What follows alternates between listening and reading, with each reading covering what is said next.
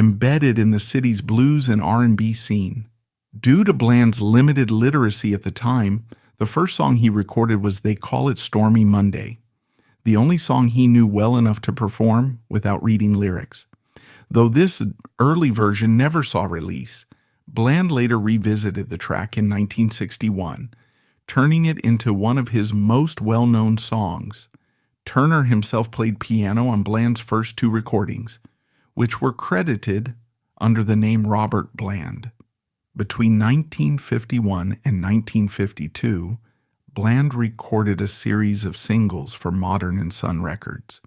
Although none of these early releases found commercial success, they provided him with valuable studio experience and gradually built his reputation among industry insiders.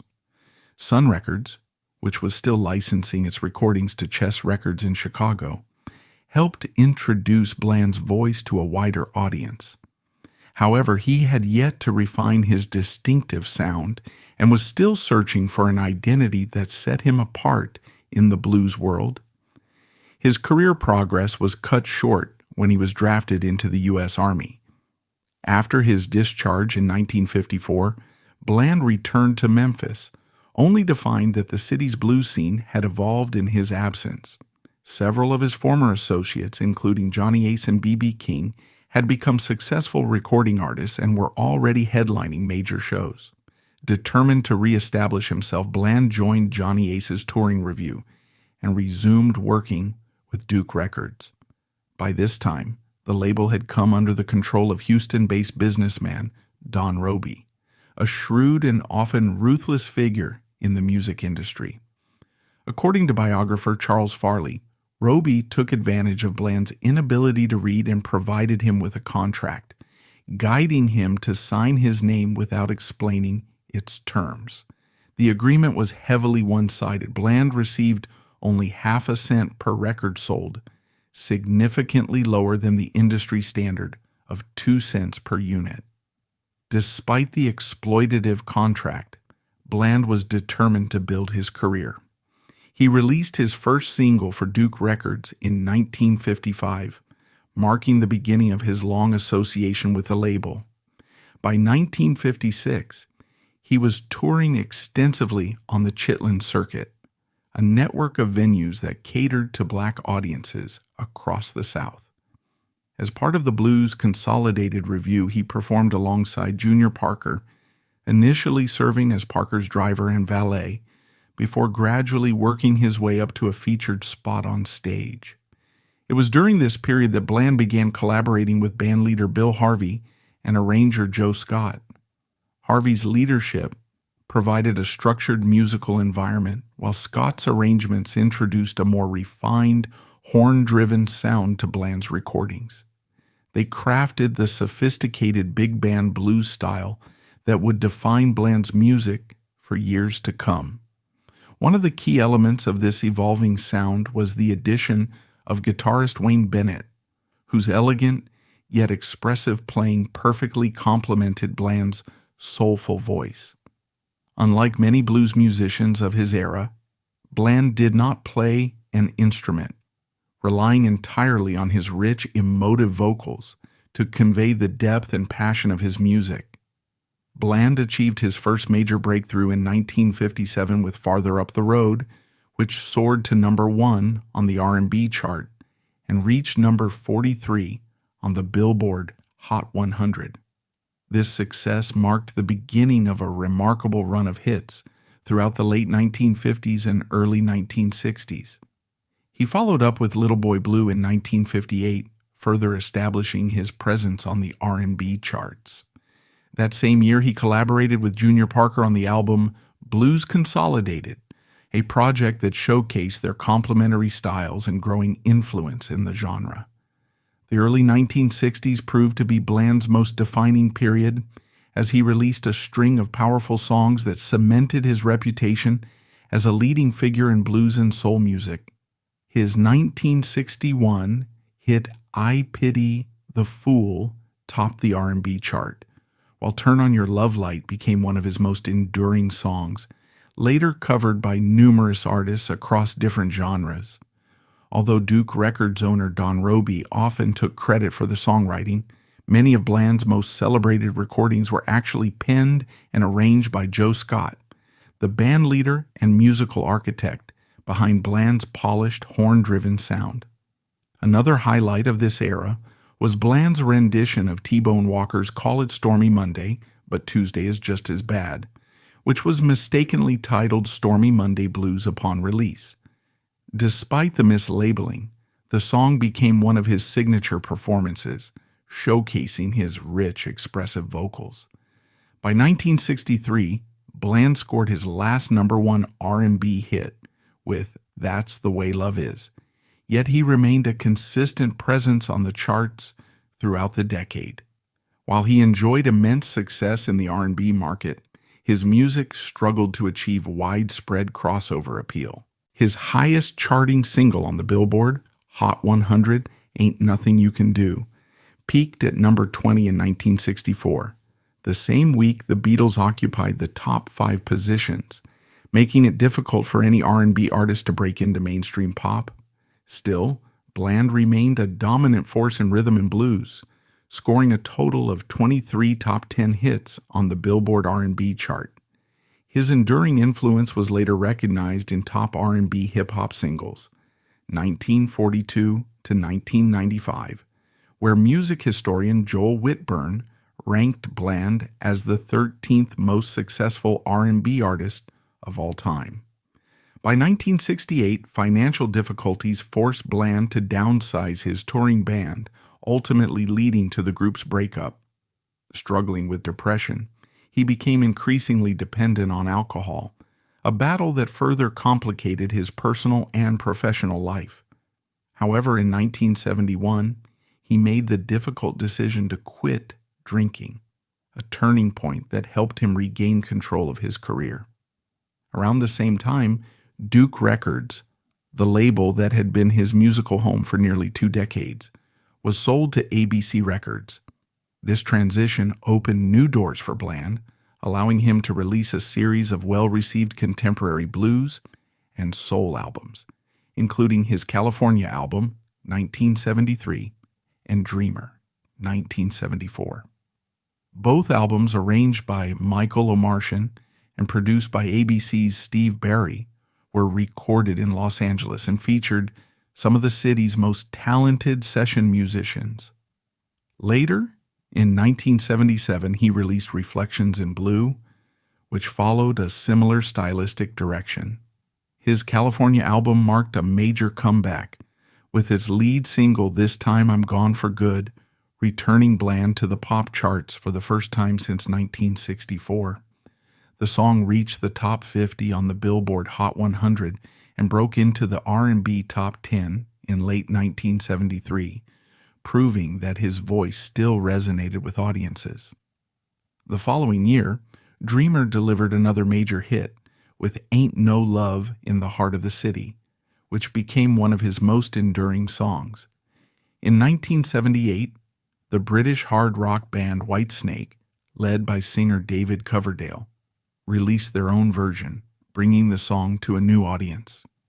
Decades later, Kanye West sampled it on Jay-Z's critically acclaimed album The Blueprint, 2001, further extending its legacy.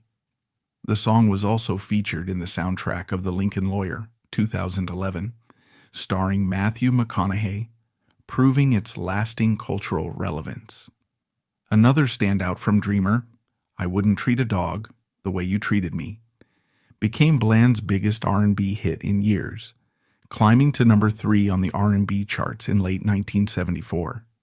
However, it struggled to gain crossover appeal, peaking at only number 88 on the Billboard Hot 100. In an effort to stay relevant in the changing musical landscape, Bland experimented with adding disco influences to his sound, but these attempts largely failed to connect with listeners. Seeking to return to his blues roots, he released Sweet Vibrations in 1980, a tribute to his longtime mentor Joe Scott. Produced by industry veterans Monk Higgins and Al Bell, the album was intended to recapture the magic of his earlier recordings. However, Despite its artistic integrity, it failed to generate significant sales outside of his loyal fan base on the Chitlin circuit. In 1985, Bland signed with Malaco Records, a label known for preserving the traditional sounds of Southern black music. This partnership allowed him to continue recording and performing while staying true to the audience that had supported him from the beginning. Unlike many blues artists of the time, who were increasingly catering to predominantly white audiences, Bland was committed to maintaining his connection with African American listeners. He believed Malaco, with its deep roots in Southern blues and soul, would help him achieve that goal. Throughout the late 1970s and 1980s, Bland remained active in the music scene, collaborating frequently with B.B. King. The two had already recorded 2 albums together in the 70s, and their musical partnership extended into live performances where they shared stages at major blues and soul festivals around the world. Despite occasional health issues related to aging, Bland continued to record new albums for Malaco, tour independently, and work with guitarist and producer Angelo Earl. His 1985 album Members Only marked a late career highlight. The record reached number 45 on Billboard's R&B album chart, while the title track, Members Only, peaked at number 54 on the R&B singles chart. Though it would be his final charting single, the song became a defining piece of his catalog, remaining a fan favorite and a staple of his live performances for the rest of his career. In 1992, Bland was honored with induction into the Rock and Roll Hall of Fame. The institution recognized his immense influence, describing him as second in stature only to B.B. King as a product of Memphis's Beale Street blues scene.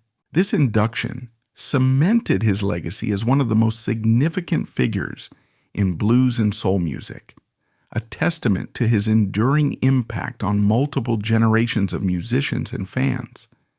Van Morrison, the acclaimed Irish singer-songwriter, was one of the earliest high-profile artists to champion Bobby Bland's music, drawing significant inspiration from his signature blend of blues and soul. While leading the Belfast-based band Them in the mid-1960s, Morrison covered Turn on Your Love Light, a song that became a staple of his live performances and showcased his admiration for Bland's emotive vocal style. In 1974, during the peak of his commercial success, Morrison recorded Ain't Nothing You Can't Do for his celebrated live album, It's Too Late to Stop Now. Their mutual respect led to occasional collaborations, with Bland making guest appearances at Morrison's concerts over the years. One of their most notable recorded duets took place in March 2000 when the two artists performed Morrison's classic Tupelo Honey together.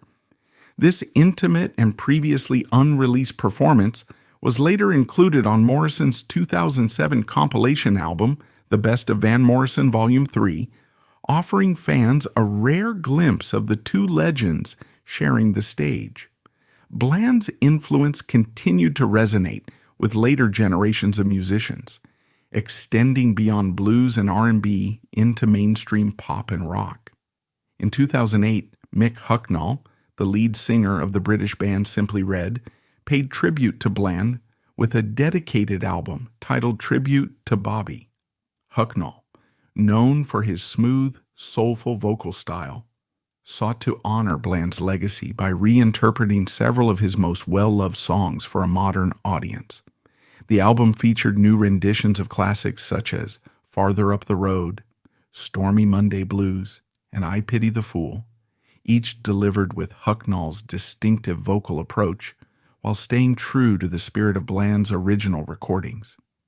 Tribute to Bobby resonated with both longtime blues enthusiasts and new listeners, reaching number 18 on the UK albums chart. The project not only reaffirmed Bland's lasting impact on music, but also introduced his catalog to a fresh audience, demonstrating the timeless quality of his work. Bobby Bland was married for Willie Mae Bland, who provided him with stability and support throughout his career. Together they raised their son, Rod Bland, who later became a drummer and frequently performed alongside his father, ensuring that the family's musical legacy would continue. Despite his success, Bland faced personal battles, particularly with alcoholism. By the late 1960s, as financial pressures mounted and his original band disbanded, he turned to drinking heavily, which began to take a toll on his health and career.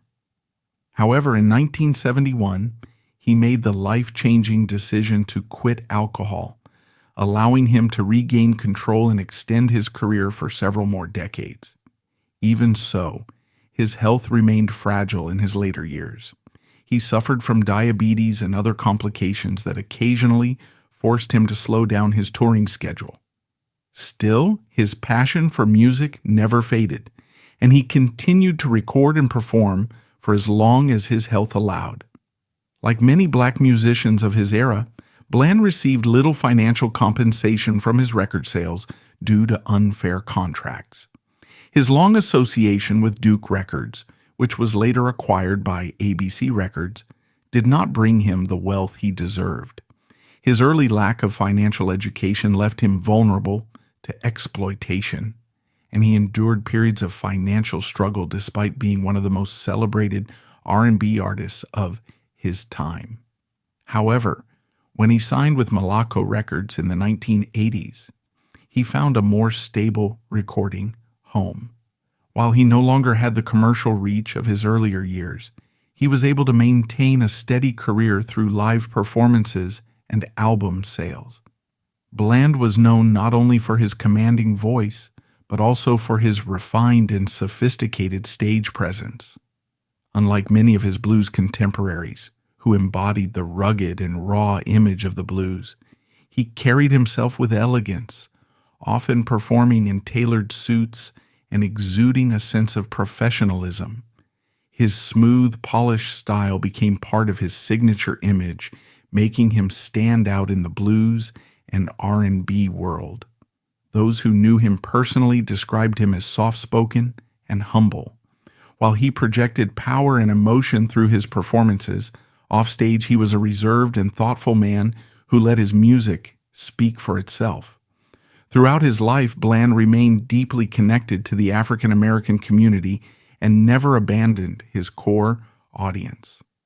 At a time when many blues musicians transitioned to playing primarily for white audiences, Bland made a conscious effort to continue performing for black audiences, particularly in the South. He maintained strong ties to the Chitlin Circuit, the network of black-owned venues that had supported blues musicians through the era of segregation and beyond. Bobby Bland passed away on June 23, 2013, at his home in Germantown, Tennessee, a suburb of Memphis. His family described his passing as the result of an ongoing illness. He was 83 years old. He was laid to rest at Memorial Park Cemetery in Memphis, the city that had played such a crucial role in shaping his career and legacy. Bobby Bland's legacy as a soul and blues icon remains undeniable, with songs that continue to resonate through generations of listeners. Though his career was filled with highs and lows, including struggles with personal demons and health, Bland's contributions to music were nothing short of groundbreaking. His timeless hits and influence on artists across genres solidify his place in history. Sadly, Bobby Bland passed away in 2013, but his music endures, celebrated by fans worldwide. A true Memphis legend, his voice will never be forgotten, and his impact will continue to inspire for years to come.